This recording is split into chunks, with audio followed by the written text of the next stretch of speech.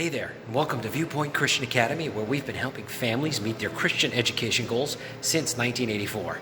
On this Monday Moment episode, we're going to discuss letter blocking and an Ignitia hack that might prove to be a big time saver to a lot of our students. Stay tuned.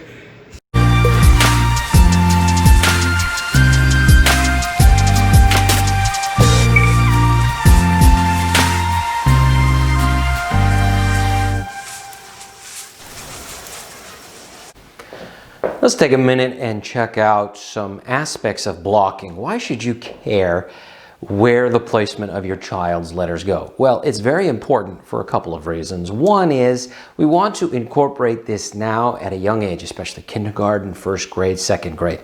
You really want to drive home this discrimination between particularly capital and lowercase letters.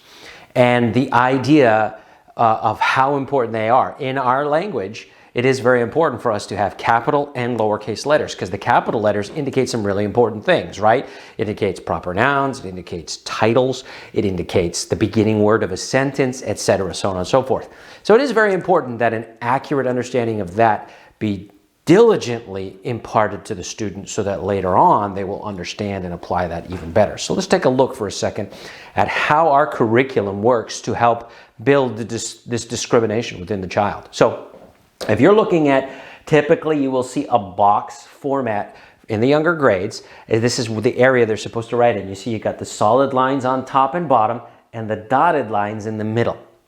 Now, these blocks are there to help the child to shape the letters correctly. They disappear after the first couple of years. They disappear and they're no longer there because it is assumed by that time that the child then knows how to do this. So we want to encourage you to really take advantage of the time in kindergarten, first grade, second grade that you have to really build this skill into their life. Notice the A, the capital A. It goes from the top all the way down to the bottom.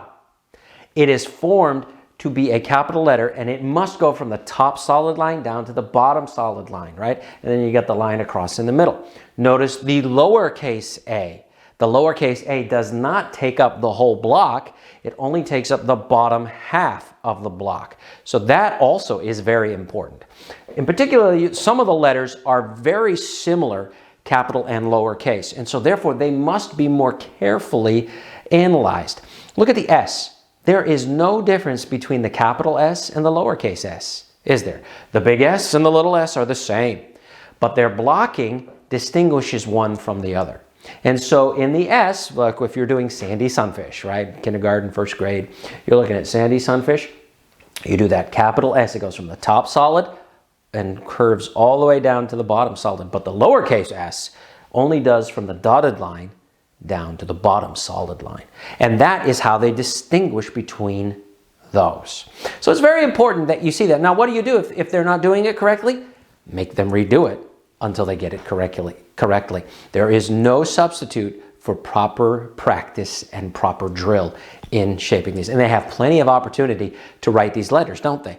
So when they do it, make sure they do it right. Don't be afraid to say, no, you didn't do that right. Let's erase it and fix it.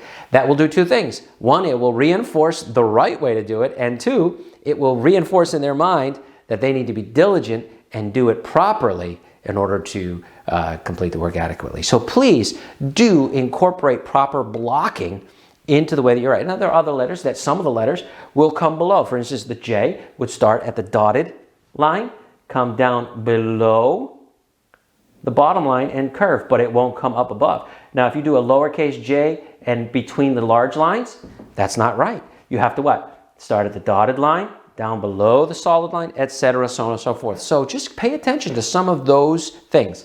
A capital Y and a lowercase y, those would be important as well, correct? Your capital Y is going to go from solid line to solid line, but your lowercase y is going to go from the dotted line and extend below the solid line, right? With the other lines connecting almost as a V. So you have to keep these things in mind, pay close attention to them. When they get to third level and start learning cursive writing, second, third level in the paper curriculum, then these lines will reappear and will be really, really important. Again, to help them to learn the blocking for those. So again, whether you're doing the cursive writing or they're developing their skills in the print writing, use that blocking appropriately and properly. Hope that helped. Okay, rounding out this Monday Moment episode is a quick, what I call a hack, that you can use in your Ignitia that may help to save some time. Often there are many assignments in Ignitia, particularly these types of matching exercises, that can be quite cumbersome for the student to review, then go back, find the answer, and then we go back again over to here. So what I would suggest that the student try to do is take advantage of this print option, because if the student clicks on the print option and clicks print this assignment, it will pull up in a separate window, and I'm doing this in Google Chrome, but most other browsers will do the same thing, all of the reading material just like this. Then if the student can manipulate the other window, such as this, then they won't have to flip back and forth between these tabs. They can actually just look through on one side the reading material and on the other the questions, and it might make it easier to work through and answer the questions, particularly matching ones, perhaps vocabulary. This is often an issue. Right here, I can easily match my vocabulary and definitions if I have this open. So again, just a quick reminder, this is how it's done. If the student will click print assignment, it will pull up that assignment in all the text in a separate view. You won't be able to watch the videos here or anything, but you can see all of the text. And then you can just manipulate this so that it's a half screen, like a split screen thing. Part of this is here. And then it might make it much easier to work through in some instances to do this. Maybe not every time the student will need to do this, but it's certainly something that's there. So I hope that is a helpful hint for you. I hope that you have learned some effective things in this Monday Moments, and I hope you have a fantastic and a very happy Thanksgiving. God bless.